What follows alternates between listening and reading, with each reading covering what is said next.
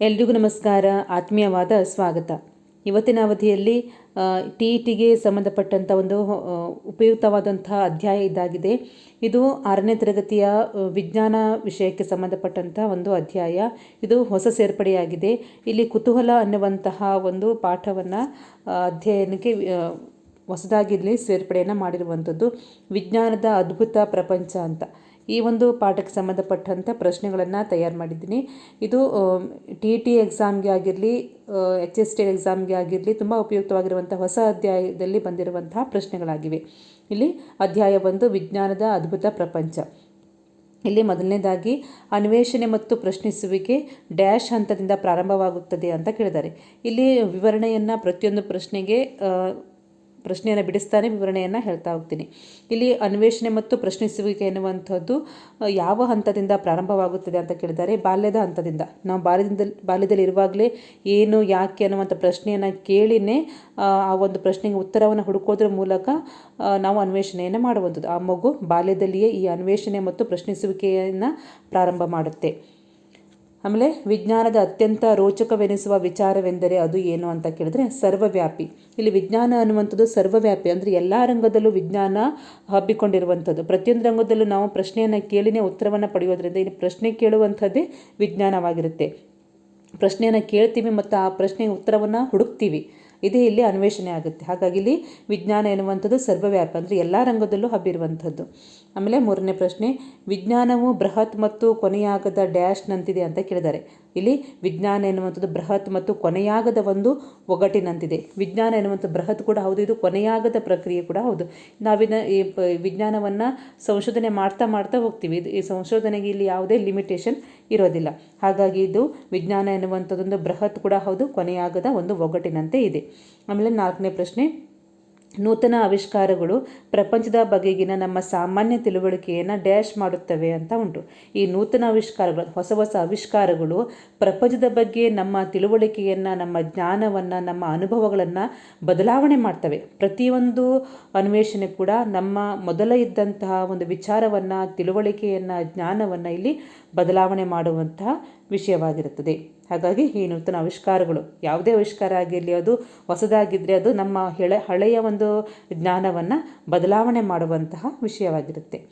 ಆಮೇಲೆ 5ನೇ ಪ್ರಶ್ನೆ, ಪ್ರಯೋಗಗಳ ಮೂಲಕ ಉತ್ತರವನ್ನು ಕಂಡುಹಿಡಿಯುವ ಪ್ರಕ್ರಿಯೆಯನ್ನು ಏನೆನ್ನುತ್ತಾರೆ ಅಂತ ಕೇಳಿದ್ದಾರೆ. ನಾವೇನು ಪ್ರಯೋಗ ಮಾಡಿಕೊಂಡು ಅದರಿಂದ ಉತ್ತರವನ್ನು ಕಂಡುಹಿಡಿತೀವಿ, ಅದು ನಿಖರವಾಗಿರುವಂಥ ಉತ್ತರ ಆಗಿರುತ್ತೆ. ಈ ಒಂದು ಪ್ರಕ್ರಿಯೆಗೆ ವೈಜ್ಞಾನಿಕ ವಿಧಾನ ಅಂತ ಕರಿತೀವಿ. ಪ್ರಯೋಗ ಮಾಡುವಂಥದ್ದೇ ವಿಜ್ಞಾನದಲ್ಲಿ. ಹಾಗಾಗಿ ಪ್ರಯೋಗಗಳ ಮೂಲಕ ನಾವೇನು ಉತ್ತರವನ್ನು ಕಂಡುಹಿಡಲಿಕ್ಕೆ ಪ್ರಯತ್ನ ಮಾಡ್ತೀವಿ, ಅದು ವೈಜ್ಞಾನಿಕ ವಿಧಾನವಾಗಿದೆ. ಆಮೇಲೆ 6ನೇ ಪ್ರಶ್ನೆ, ಡ್ಯಾಶ್ ಎಂಬುದು ವಸ್ತುಗಳನ್ನು ಸೂಕ್ಷ್ಮವಾಗಿ ಗಮನಿಸುವ ಕ್ರಿಯೆ. ಇಲ್ಲಿ ಯಾವ ಒಂದು ಕ್ರಿಯೆಯನ್ನು ನಾವು ಸೂಕ್ಷ್ಮವಾಗಿ ಗಮನಿಸುವ ಕ್ರಿಯೆ ಆಗಿರುತ್ತೆ ಅಂತ ಹೇಳಿದ್ರೆ ವೀಕ್ಷಣೆ. ನಾವು ಯಾವುದೇ ಒಂದು ವೀಕ್ಷಣೆ, ಅದು ಕಾಮನ್ ಆಗಿರೋದಿಲ್ಲ. ಅದು ವೀಕ್ಷಣೆ ಅಂದರೆ ಆ ಒಂದು ಉದ್ದೇಶವನ್ನು ಇಟ್ಕೊಂಡು ಆ ವಸ್ತುವನ್ನಾಗಿರಲಿ, ಆ ಒಂದು ಘಟನೆಯಾಗಲಿ ನಾವು ಸೂಕ್ಷ್ಮವಾಗಿ ಗಮನಿಸ್ತೀವಿ. ಅದೇ ವೀಕ್ಷಣೆ ಅಥವಾ ಅವಲೋಕನ ಆಗಿರುತ್ತೆ. ಆಮೇಲೆ 7ನೇ ಪ್ರಶ್ನೆ ಈ ರೀತಿಯಾಗಿ ಉಂಟು, ಪರೀಕ್ಷಿಸಬಹುದಾದ ವಿವರಣೆಯನ್ನು ಡ್ಯಾಶ್ ಅನ್ನುತ್ತಾರೆ ಅಂತ. ಪರೀಕ್ಷೆ ಮಾಡಲಿಕ್ಕೆ ಉಪಯೋಗವಾದಂಥ ಅದು ವಿವರಣೆ ಇರುತ್ತಲ್ವ, ಅದನ್ನೇ ಊಹೆ ಅಂತೀವಿ. ಪರೀಕ್ಷೆಗಿಂತ ಮುಂಚೆ ಏನು ನಾವು ವಿವರಣೆಯನ್ನು ಕಲೆಕ್ಟ್ ಮಾಡ್ತೀವಿ, ಅದು ಊಹೆ ಆಗಿರುತ್ತೆ. ಪರೀಕ್ಷೆ ಆಮೇಲೆ ಆಗುತ್ತೆ, ಮೊದಲು ಊಹೆ ಬರುತ್ತೆ. ಆ ಪರೀಕ್ಷೆಗಿಂತ ಮುಂಚೆ ಪರೀಕ್ಷಿಸಲು ಸಹಾಯ ಮಾಡುವಂತಹ ವಿವರಣೆ ಏನಿದೆ ಅದನ್ನೇ ಊಹೆ ಅಂತ ಕರಿತೀವಿ. ಆಮೇಲೆ 8ನೇ ಪ್ರಶ್ನೆ, ನಾವು ಪ್ರಯೋಗಗಳನ್ನು ಮಾಡುವ ಸ್ಥಳ ವಿಜ್ಞಾನ ಪ್ರಯೋಗಾಲಯ. ಇದು ಗೊತ್ತಿರುವಂಥ ಉತ್ತರ. ಆಮೇಲೆ ಮುಂದಿನ ಪ್ರಶ್ನೆ, ವಿಜ್ಞಾನವು ನಮಗೆ ಡ್ಯಾಶ್ ಬಗೆಹರಿಸಲು ಸಹಾಯ ಮಾಡುತ್ತದೆ. ವಿಜ್ಞಾನ ನಮಗೆ ಏನನ್ನು ಬಗೆಹರಿಸಲಿಕ್ಕೆ ಸಹಾಯ ಮಾಡುತ್ತೇವೆ. ವಿಜ್ಞಾನದಲ್ಲಿ ನಾವು ಏನನ್ನು ಕೇಳ್ತೀವಿ, ಪ್ರಶ್ನೆಗಳನ್ನು ಕೇಳ್ತೀವಿ. ಪ್ರಶ್ನೆ ಅಂದರೆ ನಮಗೆ ಸಮಸ್ಯೆ ಆಗಿರುವಂಥದ್ದು. ಇಲ್ಲಿ ವಿಜ್ಞಾನ ನಮಗೆ ನಮ್ಮ ಸಮಸ್ಯೆಗಳನ್ನು, ನಮ್ಮ ಪ್ರಶ್ನೆಗಳನ್ನು ಬಗೆಹರಿಸಲಿಕ್ಕೆ ಸಹಾಯ ಮಾಡುವಂಥದ್ದು. ಆಮೇಲೆ 10ನೇ ಪ್ರಶ್ನೆ, ವಿಜ್ಞಾನಿಗಳು ಪರಿಸರವನ್ನು ಅರ್ಥ ಮಾಡಿಕೊಳ್ಳಲು ಡ್ಯಾಶ್ ವಿಧಾನ ಬಳಸುತ್ತಾರೆ. ಇದು ನಿಜವಾಗ್ಲೂ ವೈಜ್ಞಾನಿಕ ವಿಧಾನ. ವಿಜ್ಞಾನಿಗಳು ಇಡೀ ಪರಿಸರವನ್ನು, ಇಲ್ಲಿ ಘಟನೆಗಳನ್ನು, ಯಾವುದೇ ಸನ್ನಿವೇಶಗಳನ್ನು ಅರ್ಥ ಮಾಡಿಕೊಳ್ಳಲಿಕ್ಕೆ ಬಳಸುವಂತಹ ವಿಧಾನವೇ ವೈಜ್ಞಾನಿಕ ವಿಧಾನವಾಗಿದೆ. ಆಮೇಲೆ 11ನೇ ಪ್ರಶ್ನೆ, ವಿಜ್ಞಾನದಲ್ಲಿ ಕಲ್ಪನೆಗಳನ್ನು ಡ್ಯಾಶ್ ಮಾಡಿ ಪರೀಕ್ಷಿಸಲಾಗುತ್ತದೆ. ಇಲ್ಲಿ ಯಾವುದೇ ಒಂದು ಕಲ್ಪನೆ ಬಂದಿರಲಿ, ಯಾವುದೇ ಒಂದು ಸಮಸ್ಯೆ ಬಂದಿರಲಿ, ಯಾವುದೇ ಪ್ರಶ್ನೆ ಬಂದಿರಲಿ, ಅಲ್ಲಿ ನಾವು ಪ್ರಯೋಗವನ್ನು ಮಾಡಿನೇ ಪರೀಕ್ಷೆ ಮಾಡುವಂಥದ್ದು ವಿಜ್ಞಾನದಲ್ಲಿ. ಈ ಕಲ್ಪನೆಗಳನ್ನು ಪ್ರಯೋಗ ಮಾಡಿನೇ ಪರೀಕ್ಷೆ ಮಾಡುವಂಥದ್ದು. ಆಮೇಲೆ 12ನೇ ಪ್ರಶ್ನೆ, ದೊಡ್ಡ ಸಮಸ್ಯೆಗಳನ್ನು ಪರಿಹರಿಸಲು ವಿಜ್ಞಾನಿಗಳು ಬಹುಪಾಲು ಡ್ಯಾಸ್ಗಳಲ್ಲಿ ಕೆಲಸ ಮಾಡುತ್ತಾರೆ. ಅಂದರೆ ಇಲ್ಲಿ ದೊಡ್ಡ ಸಮಸ್ಯೆ ಇರುತ್ತೆ, ಅದು ತುಂಬ ಸಮಯ ತೆಗೆದುಕೊಳ್ಳುತ್ತೆ. ಆಮೇಲೆ ಹಾಗಾಗಿ ಏನು ಮಾಡ್ತಾರೆ ಅಂದರೆ ವಿಜ್ಞಾನಿಗಳು ತಂಡಗಳಲ್ಲಿ, ಗುಂಪುಗಳಲ್ಲಿ ಕೆಲಸವನ್ನು ಮಾಡಬೇಕಾಗುತ್ತದೆ.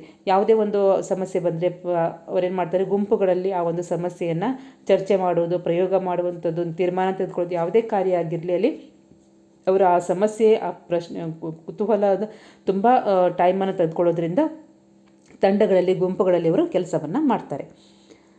ಆಮೇಲೆ ಮುಂದಿನ ಪ್ರಶ್ನೆ, ವೈಜ್ಞಾನಿಕ ವಿಧಾನವನ್ನು ಅನುಸರಿಸುವ ವ್ಯಕ್ತಿ ಡ್ಯಾಸ್ ಅಂತೆ ಕೆಲಸ ಮಾಡುತ್ತಾರೆ. ಇಲ್ಲಿ ಆ ವೈಜ್ಞಾನಿಕ ವಿಧಾನವನ್ನು ಅನುಸರಿಸುವ ವ್ಯಕ್ತಿ ವಿಜ್ಞಾನಿಯಾಗಿ ಕೆಲಸ ಮಾಡ್ತಾನೆ. ಇಲ್ಲಿ ವೈಜ್ಞಾನಿಕ ವಿಧಾನ, ವೈಜ್ಞಾನಿಕ ಪ್ರಯೋಗ ಇವೆಲ್ಲ ಇರೋದ್ರಿಂದ ಅವನು ವಿಜ್ಞಾನಿಯಂತೆ ಕೆಲಸ ಮಾಡಬೇಕಾಗುತ್ತೆ. ಓಕೆನಾ?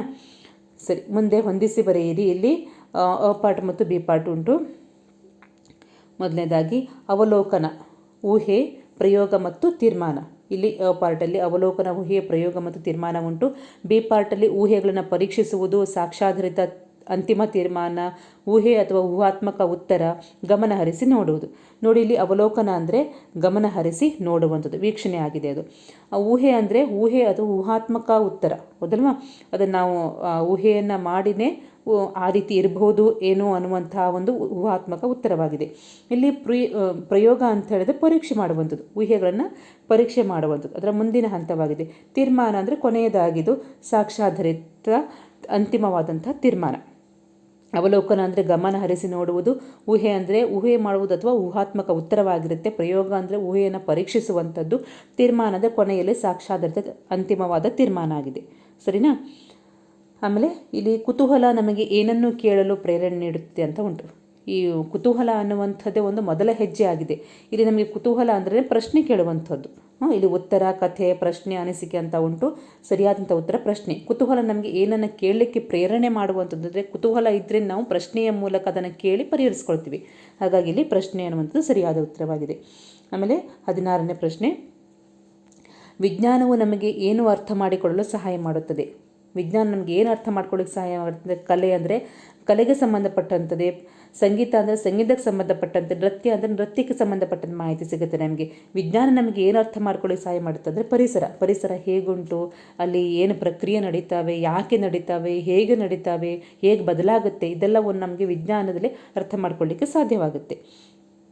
ಆಮೇಲೆ 17ನೇ ಪ್ರಶ್ನೆ, ಜಗತ್ತನ್ನು ಅನ್ವೇಷಿಸಲು ಮತ್ತು ಅರ್ಥ ಮಾಡಿಕೊಳ್ಳಲು ಈ ಕೆಳಗಿನ ಯಾವ ವಿಷಯ ಸಹಾಯ ಮಾಡುತ್ತದೆ ಅಂತ ಕೇಳಿದ್ದಾರೆ. ಜಗತ್ತಲ್ಲಿನ ಆಗುವಂಥ ಪ್ರಕ್ರಿಯೆಗಳು, ಅಚಾನಕ್ಕಾಗಿ ನೋಡುವಂಥ ಘಟನೆಗಳು, ಇದನ್ನು ನಾವು ಏನು ಮಾಡ್ತೀವಿ, ಅನ್ವೇಷಣೆ ಮಾಡ್ತೀವಿ, ಆಮೇಲೆ ಅದನ್ನು ಅರ್ಥ ಮಾಡ್ಕೊಳ್ತೀವಿ. ಈ ವಿಷಯ ನಮಗೆ ಎಲ್ಲಿ ಸಿಗುತ್ತೆ, ಎಲ್ಲಿ ಸಹಾಯ ಆಗುತ್ತೆ ಅಂತ ಹೇಳಿದ್ರೆ ವಿಜ್ಞಾನದಲ್ಲಿ, ವಿಜ್ಞಾನ ವಿಷಯವನ್ನು ಓದೋದ್ರಿಂದ, ಆ ವಿಜ್ಞಾನ ಪಠ್ಯಪುಸ್ತಕವನ್ನು ಓದೋದ್ರಿಂದ ನಮಗೆ ಆ ಒಂದು ವಿಷಯ ತಿಳಿಯುತ್ತೆ. ಸರಿನಾ? ಮುಂದೆ 18ನೇ ಪ್ರಶ್ನೆ, ವಿಜ್ಞಾನವು ಇದರ ಮೇಲೆ ಅವಲಂಬಿತವಾಗಿದೆ. ವಿಜ್ಞಾನ ಅನ್ನುವಂಥದ್ದು ಯಾವುದರ ಮೇಲೆ ಅವಲಂಬಿತವಾಗಿದೆ? ಅಭಿಪ್ರಾಯಗಳು, ಮೂಢನಂಬಿಕೆಗಳು, ಪ್ರಯೋಗಗಳು ಮತ್ತು ಕಥೆಗಳು. ಇವೆಲ್ಲವೂ ತಪ್ಪಾಗಿರುತ್ತೆ. ಅಭಿಪ್ರಾಯ, ಮೂಢನಂಬಿಕೆ, ಕಥೆಗಳು. ಈ ಅಭಿಪ್ರಾಯ ಅಂತ ಹೇಳಿದ್ರೆ ಒಬ್ಬೊಬ್ಬರ ಅಭಿಪ್ರಾಯ ಬೇರೆ ಬೇರೆ ಇರ್ಬೋದು. ಹಾಗಾಗಿ ಇಲ್ಲಿ ಪ್ರಯೋಗವನ್ನು ಮಾಡೋದ್ರಿಂದ, ನಿಖರವಾದ ಮಾಹಿತಿ ದೊರಕೋದ್ರಿಂದ ವಿಜ್ಞಾನ ಅನ್ನುವಂಥ ಪ್ರಯೋಗಗಳ ಮೇಲೇ ಅವಲಂಬಿತವಾಗಿರುವಂಥದ್ದು. ಆಮೇಲೆ ಮುಂದಿನ ಪ್ರಶ್ನೆ, ಕೆಳಗಿನವುಗಳಲ್ಲಿ ಯಾವುದು ಬಹಳಷ್ಟು ಸಂದರ್ಭಗಳಲ್ಲಿ ನೈಸರ್ಗಿಕ ಘಟನೆ ಅಲ್ಲ ಅಂತ ಹೇಳಿದ್ದಾರೆ. ಇಲ್ಲಿ ಕಾಮನಬಿಲ್ಲು ನೈಸರ್ಗಿಕ ಘಟನೆ, ಮಿಂಚು ನೈಸರ್ಗಿಕ, ಮಾಲಿನ್ಯ, ಇಲ್ಲಿ ಮಳೆ ನೈಸರ್ಗಿಕ. ಮಾಲಿನ್ಯ ಎನ್ನುವಂಥದ್ದು ಕೆಲವೊಂದು ಟೈಮಲ್ಲಿ ಇದು ನೈಸರ್ಗಿಕವಾಗಿರೋದಿಲ್ಲ, ಮಾನವ ನಿರ್ಮಿತ ಕ್ರಿಯೆ ಆಗಿರುತ್ತೆ. ಹಾಗಾಗಿ ಮಾಲಿನ್ಯ ಅನ್ನುವಂಥದ್ದು ಒಂದು ನೈಸರ್ಗಿಕ ಘಟನೆ ಅಲ್ಲ. ಆಮೇಲೆ 20ನೇ ಪ್ರಶ್ನೆ, ಕೆಳಗಿನವುಗಳಲ್ಲಿ ಯಾವುದು ವೈಜ್ಞಾನಿಕ ವಿಧಾನದ ಹಂತ ಅಲ್ಲ ಅಂತ ಹೇಳಿದ್ದಾರೆ. ಇಲ್ಲಿ ವೈಜ್ಞಾನಿಕ ವಿಧಾನದ ಹಂತಗಳುಂಟು, ಮುಂದೆ ಹೇಳ್ತೀನಿ ನಿಮಗೆ. ಇಲ್ಲಿ ಊಹೆ ಮಾಡುವಂಥದ್ದು, ತೀರ್ಮಾನ ತೆಗೆದುಕೊಳ್ಳುವಂಥದ್ದು, ಪ್ರಶ್ನೆ ಕೇಳುವಂಥದ್ದು, ಇವೆಲ್ಲವೂ ವೈಜ್ಞಾನಿಕ ವೈಜ್ಞಾನಿಕ ವಿಧಾನದಲ್ಲಿ ಬರುವಂಥ ಹಂತಗಳಾಗಿವೆ. ಆದರೆ ಕನಸು ಅನ್ನುವಂಥದ್ದು ವೈಜ್ಞಾನಿಕ ವಿಧಾನದಲ್ಲಿ ಬರುವಂಥ ಯಾವುದೇ ಹಂತದ್ದು ಅಲ್ಲ. ಊಹೆ ಇರುತ್ತೆ, ತೀರ್ಮಾನ ಇರುತ್ತೆ, ಪ್ರಶ್ನೆ ಇರುತ್ತೆ, ಇನ್ನೂ ಹಲವು ಉಂಟು ಹಂತಗಳು. ಎಲ್ಲವನ್ನು ಫ್ಲೋ ಚಾರ್ಟಲ್ಲಿ ತೋರಿಸ್ತೀನಿ. ಈ ಕನಸು ಎನ್ನುವಂಥದ್ದು ಮಾತ್ರ ವೈಜ್ಞಾನಿಕ ವಿಧಾನದ ಹಂತದಲ್ಲಿ ಬರೋದಿಲ್ಲ. ಸರಿನಾ? ಆಮೇಲೆ ಮುಂದಿನ ಪ್ರಶ್ನೆ, ವೈಜ್ಞಾನಿಕ ವಿಧಾನವು ಏನನ್ನು ಒಳಗೊಂಡಿದೆ ಅಂತ ಕೇಳಿದ್ದಾರೆ. ವೈಜ್ಞಾನಿಕ ವಿಧಾನ ಅನ್ನುವಂಥದ್ದು ಊಹೆಯ ಕೆಲಸ ಅಂತ ಹೇಳಿದ್ದಾರೆ. ಮೂಢನಂಬಿಕೆ, ಯಾದೃಚ್ಛಿಕ ಪ್ರಯೋಗ ಇವೆಲ್ಲವೂ ತಪ್ಪು. ಇದೊಂದು ಕ್ರಮಬದ್ಧವಾದ ತನಿಖೆ. ವಿಜ್ಞಾನ ಎನ್ನುವಂಥದ್ದು ಒಂದು ತನಿಖೆ ಮಾಡುವಂಥದ್ದು, ಪ್ರಯೋಗ ಮಾಡುವಂಥದ್ದು. ಇದು ಹೇಗೆ ಇದೆ ಅಂತ ಹೇಳಿದರೆ ಕ್ರಮಬದ್ಧವಾಗಿರೆ ಒಂದೊಂದು ಹಂತವನ್ನು ಅದು ದಾಟಿಕೊಂಡು ಹೋಗುತ್ತೆ. ಕ್ರಮಬದ್ಧವಾದ ತನಿಖೆನೇ ವೈಜ್ಞಾನಿಕ ವಿಧಾನ ಒಳಗೊಂಡಿರುವಂಥದ್ದು. ಆಮೇಲೆ ಇಲ್ಲಿ ಹೇಳಿಕೆಗಳನ್ನ ಕೊಟ್ಟಿದ್ದಾರೆ. ತಪ್ಪಾದರೆ ತಪ್ಪು, ಸರಿ ಅಂತ ಗುರುತಿಸಿ ಅಂತ. ಈ ರೀತಿ 4 ಹೇಳಿಕೆಗಳನ್ನ ಕೊಟ್ಟು ಇದರಲ್ಲಿ ತಪ್ಪಾದ ಹೇಳಿಕೆ ಯಾವುದು ಅಥವಾ ಸರಿಯಾದ ಹೇಳಿಕೆ ಯಾವುದು ಅಂತ ಕೂಡ ಯಾವ ರೀತಿ ಪ್ರಶ್ನೆ ಕೂಡ ಬರಬಹುದು. ಮೊದಲನೇದಾಗಿ ಇಲ್ಲಿ ನಾವು ಶಾಲೆಗೆ ಸೇರಿದ ಮೇಲೆ ಪ್ರಶ್ನೆಗಳನ್ನು ಕೇಳಲು ಪ್ರಾರಂಭಿಸುತ್ತೇವೆ. ಇಲ್ಲಿ ಪ್ರಶ್ನೆ ಕೇಳೋದು ಬಾಲ್ಯದಲ್ಲಿನೇ, ಅದು ಶಾಲೆಗೆ ಬರೋಕ್ಕಿಂತ ಮುಂಚಿನ ಹಂತದಲ್ಲೂ ಕೂಡ ಮಗು ಪ್ರಶ್ನೆಗಳನ್ನು ಕೇಳುತ್ತೆ. ಹಾಗಾಗಿ ಇಲ್ಲಿ ಶಾಲೆಗೆ ಸೇರಿದ ಮೇಲೆ ಅಲ್ಲ. ಹಾಗಾಗಿ ಒಂದು ಉತ್ತರ ತಪ್ಪಾಗಿದೆ. ಆಮೇಲೆ ಮುಂದಿನ ಪ್ರಶ್ನೆಗಳನ್ನು ಕೇಳುವುದು ವಿಜ್ಞಾನದಲ್ಲಿ ಪ್ರೋತ್ಸಾಹಿತವಾಗಿದೆ. ಹೌದು, ಖಂಡಿತವಾಗಿ ವಿಜ್ಞಾನದಲ್ಲಿ ಪ್ರಶ್ನೆಗಳನ್ನು ಕೇಳೋದ್ರ ಕುತೂಹಲದಿಂದಲೇ ಪ್ರಾರಂಭವಾಗುತ್ತೆ. ಪ್ರಶ್ನೆ ಕೇಳಿನೇ ಉತ್ತರವನ್ನು ಪಡ್ಕೊಳ್ಳೋದು ವಿಜ್ಞಾನದಲ್ಲಿ ಪ್ರಯೋಗಕ್ಕೆ ಒಂದು ನಾಂದಿ ಹಾಡುತ್ತೆ. ಹಾಗಾಗಿ ಇಲ್ಲಿ ಪ್ರಶ್ನೆಗಳನ್ನು ಕೇಳುವುದು ವಿಜ್ಞಾನದಲ್ಲಿ ಪ್ರೋತ್ಸಾಹಿತವಾಗಿರುವಂಥದ್ದು. ಆಮೇಲೆ ವಿಜ್ಞಾನದಲ್ಲಿ ಆವಿಷ್ಕಾರಗಳಿಗೆ ಮಿತಿ ಇದೆ ಅಂತ ಹೇಳ್ತಾರೆ. ತಪ್ಪು. ವಿಜ್ಞಾನದಲ್ಲಿ ಆವಿಷ್ಕಾರಗಳಿಗೆ ಮಿತಿನೇ ಇಲ್ಲ, ಅನ್ಲಿಮಿಟೆಡ್. ಅದು ಪ್ರತಿಯೊಂದು ಘಟನೆಯೂ ಹೊಸದಾಗಿರುತ್ತೆ. ಆ ಹೊಸದಾದ ಘಟನೆಗೆ ಏನು ಮಾಡ್ತಾರೆ, ಪ್ರಯೋಗಗಳನ್ನ ಮಾಡ್ತಾರೆ, ಆವಿಷ್ಕಾರಗಳನ್ನು ಮಾಡ್ತಾರೆ. ಇಲ್ಲಿ ವಿಜ್ಞಾನದಲ್ಲಿ ಆವಿಷ್ಕಾರಗಳಿಗೆ ಯಾವುದೇ ಮಿತಿ ಅನ್ನುವಂಥದ್ದು ಇರೋದಿಲ್ಲ. ಆಮೇಲೆ 25ನೇ ಪ್ರಶ್ನೆ, ಪ್ರಕೃತಿಯ ವೈವಿಧ್ಯತೆ ನಮ್ಮಲ್ಲಿ ಕುತೂಹಲನ ಹುಟ್ಟಿಸುತ್ತದೆ. ಹೌದು, ಪ್ರಕೃತಿಯಲ್ಲಿ ಏನು ಬದಲಾವಣೆಯಾಗುತ್ತೆ, ವೈವಿಧ್ಯತೆ, ಅದೇ ನಮಗೆ ಕುತೂಹಲನ ಮೂಡುತ್ತೆ. ಅಲ್ಲಿಂದನೇ ಪ್ರಶ್ನೆ ಕೇಳ್ತೀವಿ, ಅದೇ ಪ್ರಯೋಗಕ್ಕೆ ದಾರಿ ಮಾಡಿಕೊಟ್ಟುತ್ತೆ. ಆಮೇಲೆ ಇಲ್ಲಿ ಏನು, ಹೇಗೆ ಎಂಬ ಪ್ರಶ್ನೆಗಳನ್ನು ಕೇಳುವುದರಿಂದ ವೈಜ್ಞಾನಿಕ ವಿಚಾರಣೆ ಪ್ರಾರಂಭವಾಗುತ್ತೆ. ಖಂಡಿತವಾಗಿ ಇದು ಕುತೂಹಲದಿಂದ ಪ್ರಾರಂಭವಾಗುವಂಥದ್ದು. ಕುತೂಹಲ ಅಂದ್ರೆ ಏನು, ಹೇಗೆ, ಯಾಕೆ ಅನ್ನುವಂಥ ಪ್ರಶ್ನೆಗಳಿಂದಲೇ ಪ್ರಾರಂಭವಾಗುವಂಥದ್ದು ವೈಜ್ಞಾನಿಕ ವಿಚಾರಣೆ. ಈ ಒಂದು ಪ್ರಶ್ನೆ ಕೇಳೋದ್ರಿಂದಲೇ ಪ್ರಾರಂಭವಾಗುತ್ತೆ. ಹಾಗಾಗಿ ಇದು ಸರಿಯಾದ ಹೇಳಿಕೆಯಾಗಿದೆ. ಆಮೇಲೆ ಊಹೆ ಎಂದರೆ ನಿರ್ಣಯ ಅಂತ ಹೇಳಿದೆ. ತಪ್ಪು. ಊಹೆ ಅಂದರೆ ಊಹಾತ್ಮಕ ಒಂದು ವಿವರಣೆಯಾಗಿದೆ. ಊಹೆ ಎನ್ನುವಂಥದ್ದು ಊಹಾತ್ಮಕ ವಿವರಣೆಯಾಗಿದೆ. ಇದು ನಿರ್ಣಯ ಅಂತೂ ಖಂಡಿತ ಅಲ್ಲ. ಪ್ರಯೋಗ ಮಾಡಿದ ಮೇಲೆ ಏನು ಮಾಹಿತಿ ಬರುತ್ತೆ ಅದು ನಿರ್ಣಯ ಆಗುತ್ತೆ. ಹಾಗಾಗಿ ಈ ಆನ್ಸರ್ ತಪ್ಪಾಗಿದೆ. ಆಮೇಲೆ ಮುಂದಿನ ಪ್ರಶ್ನೆ, ವಿಜ್ಞಾನಿಗಳು ಸದಾ ಸಾಕ್ಷ್ಯ ಮತ್ತು ತಾರ್ಕಿಕತೆಯ ಮೇರೆಗೆ ನಂಬಿಕೆ ಇಡುತ್ತಾರೆ. ಖಂಡಿತವಾಗಿ ಇಲ್ಲಿ ವಿಜ್ಞಾನಿಗಳು ಪರೀಕ್ಷೆ ಮಾಡ್ತಾರೆ, ಸಾಕ್ಷ್ಯಗಳನ್ನು ಕಂಡುಹಿಡ್ತಾರೆ, ತಾರ್ಕಿಕವಾಗಿ ಯೋಚನೆ ಮಾಡ್ತಾರೆ, ಆಮೇಲೆ ವಿವರಣೆಯನ್ನು ಅವರು ತಯಾರು ಮಾಡ್ತಾರೆ. ಹೀಗೆ ಇಲ್ಲಿ ವಿಜ್ಞಾನಿಗಳು ಯಾವತ್ತೂ ಸಾಕ್ಷ್ಯ ಮತ್ತು ತಾರ್ಕಿಕತೆಯ ಮೇಲೇ ನಂಬಿಕೆಯನ್ನು ಇಟ್ಟಿರ್ತಾರೆ. ಆಮೇಲೆ ಮುಂದಿನ ಪ್ರಶ್ನೆ, ವಿಜ್ಞಾನವು ಮೂಢನಂಬಿಕೆಗಳನ್ನು ಆಧರಿಸಿದೆ ಅಂತ ಹೇಳಿದೆ. ತಪ್ಪು. ಇಲ್ಲಿ ಯಾವುದೇ ಮೂಢನಂಬಿಕೆಗಳಿಗೆ ಅವಕಾಶ ಇರೋದೇ ಇಲ್ಲ. ಆಮೇಲೆ ಮುಂದಿನ ಪ್ರಶ್ನೆ, ವಿಜ್ಞಾನವು ಕೇವಲ ವಿಜ್ಞಾನಿಗಳಿಗೆ ಮಾತ್ರ ಉಪಯುಕ್ತವಾಗಿದೆ ಅಂತ ಹೇಳ್ತಾರೆ. ತಪ್ಪುವುದು. ಇದು ಕೇವಲ ವಿಜ್ಞಾನಿಗಳಿಗೆ ಮಾತ್ರ ಅಲ್ಲ, ಬೇರೆ ಯಾವ ರಂಗದಲ್ಲಿ ಕೂಡ ಹೋಗಲಿ ವಿಜ್ಞಾನ ಅವರಿಗೆ ಉಪಯುಕ್ತ. ವಿಜ್ಞಾನ ಅನ್ನುವಂಥ ಒಂದು ಸಾಮಾನ್ಯವಾದ ಒಂದು ಘಟನೆಯ ಬಗ್ಗೆ ಇರುವಂಥ ಒಂದು ತಿಳುವಳಿಕೆ, ಅದನ್ನು ಎಲ್ರಿಗೂ ಉಪಯೋಗವಾಗುವಂಥದ್ದು. ಇದೇ ವಿಜ್ಞಾನಕ್ಕೆ ಮಾತ್ರ, ವಿಜ್ಞಾನಿಗಳಿಗೆ ಮಾತ್ರ ಉಪಯೋಗ ಅಂತಲ್ಲ, ಎಲ್ಲ ರಂಗದಲ್ಲಿದು ಉಪಯೋಗವಾಗುವಂಥದ್ದು. ಮುಂದಿನ ಪ್ರಶ್ನೆ, ಪ್ರಯೋಗಗಳನ್ನು ಪುನರಾವರ್ತಿಸುವುದು ಫಲಿತಾಂಶಗಳ ನಿಖರತೆಯನ್ನು ಖಚಿತಪಡಿಸುತ್ತದೆ ಅಂತ ಕೇಳ್ತಾರೆ. ಹೌದು, ಸರಿಯಾಗಿದೆ. ಪ್ರಯೋಗಗಳನ್ನ ಪುನಃ ಮಾಡೋದ್ರಿಂದ ಆ ಫಲಿತಾಂಶ ನಿಖರವಾಗಿರುತ್ತೆ, ಖಚಿತವಾಗಿರುತ್ತೆ. ಅದು ಸರಿ ಅನ್ನುವಂಥದ್ದು ಎಲ್ಲರೂ ಒಪ್ಕೊಳ್ಳೋ ಹಾಗೆ ಇರುತ್ತೆ. ಹಾಗಾಗಿ ಇಲ್ಲಿ ಪ್ರಯೋಗಗಳನ್ನ ಪುನಃ ಮಾಡೋದು ಫಲಿತಾಂಶಗಳ ನಿಖರತೆಯನ್ನು ಖಚಿತಪಡಿಸೋಗೋಸ್ಕರನೇ. ಆಮೇಲೆ ಮುಂದಿನ ಪ್ರಶ್ನೆಗಳು ನೇರವಾದ ಪ್ರಶ್ನೆಗಳು, ಅದಕ್ಕೆ ನೇರವಾದ ಉತ್ತರವನ್ನು ಕೊಟ್ಟಿದ್ದೀನಿ.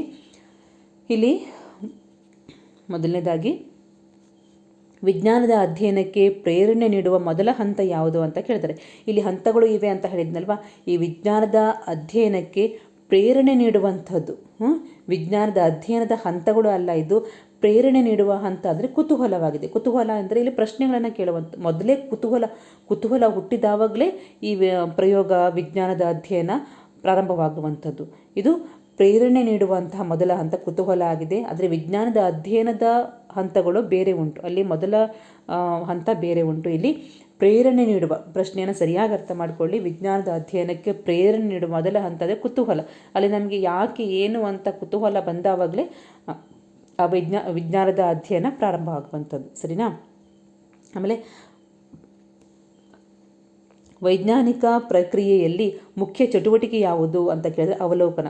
ಈ ವೈಜ್ಞಾನಿಕ ಪ್ರಕ್ರಿಯೆಯಲ್ಲಿ ನಾವೇನು ಪ್ರಶ್ನೆಯನ್ನು ಕುತೂಹಲ ಹುಟ್ಟುಕೊಳ್ಳುತ್ತೆ, ಅದರ ಒಟ್ಟಿಗೆ ಹೋಗ್ತೀವಿ ನಾವು, ಆವಾಗ ವೈಜ್ಞಾನಿಕ ಪ್ರಕ್ರಿಯೆ ಪ್ರಾರಂಭವಾಗುತ್ತೆ. ಆ ಒಂದು ಸಮಸ್ಯೆಯ ಹಿಂದೆ ಹೋದವಾಗ ಮೊದಲ ಚಟುವಟಿಕೆ ಅಥವಾ ಮುಖ್ಯ ಚಟುವಟಿಕೆ ಯಾವುದು ಅಂತ ಕೇಳಿದ್ರೆ ಅವಲೋಕನ ಆಗುತ್ತೆ. ವೀಕ್ಷಣೆ ಅನ್ನುವಂಥದ್ದು ಇದು ಮೊದಲ ಹಂತ ಕೂಡ ಹೌದು. ಆಮೇಲೆ ಪ್ರಮುಖವಾದಂತಹ ಚಟುವಟಿಕೆ ಕೂಡ ಹೌದು. ವೈಜ್ಞಾನಿಕ ಪ್ರಕ್ರಿಯೆಯಲ್ಲಿ ಮೊದಲ ಹಂತ ಯಾವುದು ಕೇಳಿದ್ರೆ ವೀಕ್ಷಣೆ ಅಥವಾ ಅವಲೋಕನ. ಮುಖ್ಯ ಚಟುವಟಿಕೆ ಯಾವುದು ಅಂತ ಕೇಳಿದರೆ ಅವಲೋಕನ ಅಥವಾ ವೀಕ್ಷಣೆ. ಆಮೇಲೆ ಮುಂದಿನ ಪ್ರಶ್ನೆ, ವಿಜ್ಞಾನ ಮುಖ್ಯವಾಗಿ ಯಾವುದರ ಕುರಿತಾಗಿದೆ ಅಂತ ಕೇಳಿದ್ರೆ ವಿಜ್ಞಾನ ಮುಖ್ಯವಾಗಿ ಯಾವುದನ್ನು ಒಳಗೊಂಡಿದೆ ಅಂತ. ವಿಜ್ಞಾನವು ನೈಸರ್ಗಿಕ ಜಗತ್ತನ್ನು ವೀಕ್ಷಣೆ ಮತ್ತು ಪ್ರಯೋಗಗಳ ಮೂಲಕ ಅರ್ಥ ಮಾಡಿಕೊಳ್ಳುವ ಮುಖ್ಯ ವಿಧಾನವಾಗಿದೆ. ಇಲ್ಲಿ ವಿಜ್ಞಾನ ಅನ್ನುವಂಥದ್ದು ನೈಸರ್ಗಿಕ ಜಗತ್ತು, ನಿಸರ್ಗದಲ್ಲಿರುವಂತಹ ಒಂದು ಚಟುವಟಿಕೆಗಳನ್ನು, ಸನ್ನಿವೇಶಗಳನ್ನು ಅದನ್ನು ವೀಕ್ಷಣೆ ಮಾಡುವಂಥದ್ದು, ಆ ವೀಕ್ಷಣೆ ಮಾಡಿ ಪ್ರಯೋಗ ಮಾಡಿ ಅರ್ಥ ಮಾಡಿಕೊಳ್ಳುವಂಥದ್ದು. ಕೇವಲ ವೀಕ್ಷಣೆ ಮಾಡುವಂಥದ್ದು ಮಾತ್ರ ಅಲ್ಲ, ಅದನ್ನು ಪ್ರಯೋಗ ಮಾಡಿ ಅದನ್ನು ಅರ್ಥ ಮಾಡಿಕೊಳ್ಳುವಂತಹ ಮುಖ್ಯ ವಿಧಾನ ವಿಜ್ಞಾನದಲ್ಲಿ ಇರುವಂಥದ್ದು. ಆಮೇಲೆ ವಿಜ್ಞಾನವನ್ನು ನಾವು ಅರ್ಥ ಮಾಡಿಕೊಳ್ಳಲು ಸಹಾಯ ಮಾಡುವ ಒಂದು ವಿಷಯವನ್ನು ಹೆಸರಿಸಿ ಅಂತ ಹೇಳಿದ್ದಾರೆ. ಇಲ್ಲಿ ವಿಜ್ಞಾನವು ನಮ್ಮ ಸುತ್ತಲಿರುವ ವಸ್ತುಗಳು ಹೇಗೆ ಕಾರ್ಯನಿರ್ವಹಿಸುತ್ತದೆ ಎಂಬುದನ್ನು ಅರ್ಥ ಮಾಡಿಕೊಳ್ಳಲು ಸಹಾಯ ಮಾಡುತ್ತದೆ. ಹೌದಲ್ವಾ? ಇಲ್ಲಿ ಯಾವುದೇ ಒಂದು ಸನ್ನಿವೇಶ ಇರಲಿ, ಯಾವುದೇ ಒಂದು ವಸ್ತು ಇರಲಿ, ಅದು ಹೇಗೆ ಕಾರ್ಯನಿರ್ವಹಿಸುತ್ತೆ, ಗಾಳಿ ಹೇಗೆ ಬೀಸುತ್ತೆ, ಮಳೆ ಹೇಗಾಗುತ್ತೆ, ಇದನ್ನು ಅರ್ಥ ಮಾಡಿಕೊಳ್ಳಲಿಕ್ಕೆ ನಮಗೆ ವಿಜ್ಞಾನ ಸಹಾಯ ಮಾಡುವಂಥದ್ದು. ಹೌದಲ್ವಾ? ಇಲ್ಲಿ ಉದಾಹರಣೆ ಕೂಡ ಕೊಟ್ಟಿದ್ದೀನಿ, ಮಳೆ ಹೇಗೆ ರೂಪುಗೊಳ್ಳುತ್ತದೆ ಅಂತ. ಹೌದಲ್ಲ? ಬಿಸಿಲು ಹೇಗಾಗುತ್ತೆ, ಗಾಳಿ ಹೇಗೆ ಬೀಸುತ್ತೆ, ಇವೆಲ್ಲವೂ ಕುತೂಹಲ ಮೂಡುವಂತಹ ವಿಷಯಗಳು.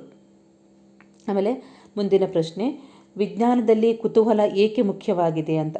ಕುತೂಹಲ ಯಾಕೆ ಮುಖ್ಯ ಅಂತ ಕೇಳಿದರೆ, ವಿಜ್ಞಾನದಲ್ಲಿ ಕುತೂಹಲ ಮುಖ್ಯ ಯಾಕೆಂದರೆ ಅದು ಹೊಸ ಪ್ರಶ್ನೆಗಳು ಮತ್ತು ಆವಿಷ್ಕಾರಗಳಿಗೆ ದಾರಿ ಮಾಡಿಕೊಡುತ್ತದೆ. ಇಲ್ಲಿ ಕುತೂಹಲನೇ ಇಲ್ಲ ಅಂದರೆ ಪ್ರಶ್ನೆನೇ ಇಲ್ಲ, ಪ್ರಶ್ನೆ ಇಲ್ಲ ಅಂದರೆ ಆವಿಷ್ಕಾರ ಆಗಲಿಕ್ಕೆ ಸಾಧ್ಯನೇ ಇಲ್ಲ.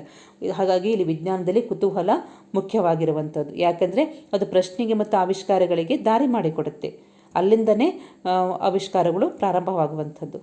ಸರಿನಾ? ಮುಂದಿನ ಪ್ರಶ್ನೆ, ಕುತೂಹಲ ಈ ಪದದ ವ್ಯಾಖ್ಯೆ ಏನು ಅಂತ ಕೇಳಿದರೆ, ಇಲ್ಲಿ ಬೇರೆ ಬೇರೆ ವ್ಯಾಖ್ಯೆ ಕೊಟ್ಟು ಇದು ಕುತೂಹಲದ ವ್ಯಾಖ್ಯೆ ಅಂತ ಕೇಳಬಹುದು, ಅಥವಾ ಕುತೂಹಲಕ್ಕೆ ಡೈರೆಕ್ಟಾಗಿ ವ್ಯಾಖ್ಯೆಯನ್ನು ಕೇಳಿಬಿಟ್ಟು ಆಪ್ಷನ್ಸ್ಗಳನ್ನು ಕೂಡ ಕೊಡಬಹುದು. ಇಲ್ಲಿ ಕುತೂಹಲ ಎಂದರೆ ಏನಾದರೂ ತಿಳಿಯುವ ಅಥವಾ ಕಲಿಯುವ ಇಚ್ಛೆ. ನಮ್ಮ ಮನಸ್ಸಲ್ಲಿ ಏನು ಬಯಕೆ ಇರುತ್ತೆ, ಏನಾದರೂ ಒಂದು ವಿಷಯವನ್ನು ತಿಳ್ಕೊಳ್ಬೇಕು ಅಂತ, ಅಂದರೆ ಕುತೂಹಲ ಅಂದ್ರೇ ತಿಳ್ಕೊಳ್ಳಿಕ್ಕೆ ಇರುವಂತಹ ಒಂದು ದಾರಿಯಾಗಿದೆ. ಹಾಗಾಗಿ ಏನಾದರೂ ತಿಳಿಯುವ ಅಥವಾ ಕಲಿಯುವ ಇಚ್ಛೆಯಾಗಿದೆ, ಅದೇ ಕುತೂಹಲವಾಗಿದೆ. ವಿಜ್ಞಾನವನ್ನು ಒಗಟಿನ ಜೊತೆಗೆ ಹೋಲಿಸಲಾಗಿದೆ. ಯಾಕೆ ಅಂತ ಕೇಳಿದ್ರೆ, ಇಲ್ಲಿ ವಿಜ್ಞಾನವನ್ನು ಒಗಟಿನ ಜೊತೆಗೆ ಒಂದು ನಂಟನ್ನು ಹೋಲಿಸಲಾಗಿದೆ. ಅದು ಯಾಕೆ ಅಂತ ಕೇಳಿದ್ರೆ, ಪ್ರತಿ ಹೊಸ ಆವಿಷ್ಕಾರವು ಜ್ಞಾನ ಎಂಬ ದೊಡ್ಡ ಚಿತ್ರಕ್ಕೆ ಒಂದು ಹೊಸ ತುಣುಕನ್ನು ಸೇರಿಸುತ್ತದೆ. ಅಲ್ಲಿ ಅಂದರೆ ಒಗ್ಗಟ್ಟು ಅಂದರೆ ಬಿಡಿಸಲಾಗದೇ ಇರುವಂಥದ್ದು. ಅದು ಏನು ಆ ಬಿಡಿಸಲಾಗೋದೇನು ಸಿಕ್ಕಿದ ನಂತರ, ಅದಕ್ಕೆ ಜೋಡಣೆಯಾದ ನಂತರ ಅದು ಬಿಡಿಸುತ್ತೆ. ಅದು ಆ ಒಗ್ಗಟ್ಟು ಬಿಡಿಸಲಿಕ್ಕೆ ಸಾಧ್ಯ ಆಗುತ್ತೆ. ಇಲ್ಲಿ ಹೊಸ ತುಣುಕು ನಮಗೆ ಗೊತ್ತಿರೋದಿಲ್ಲ, ಆ ಹೊಸ ತುಣುಕು ಒಗ್ಗಟ್ಟಾಗಿ ಇದು ವಿಜ್ಞಾನಕ್ಕೆ ಹೋಲಿಕೆಯನ್ನು ಮಾಡಿದ್ದಾರೆ. ಆಮೇಲೆ ಮುಂದಿನ ಪ್ರಶ್ನೆ, ವೈಜ್ಞಾನಿಕ ವಿಧಾನದ ಮೊದಲ ಹಂತ ಯಾವುದು ಕೇಳಿದರೆ ವೀಕ್ಷಣೆ ಅಥವಾ ಅವಲೋಕನ. ಇದೇ ಮುಖ್ಯವಾದ ಚಟುವಟಿಕೆ ಅಥವಾ ಹಂತ ಕೂಡ ಹೌದು. ವೈಜ್ಞಾನಿಕ ವಿಧಾನದ ಮೊದಲ ಹಂತ ಯಾವುದು ಕೇಳಿದರೆ ವೀಕ್ಷಣೆ ಅಥವಾ ಅವಲೋಕನ.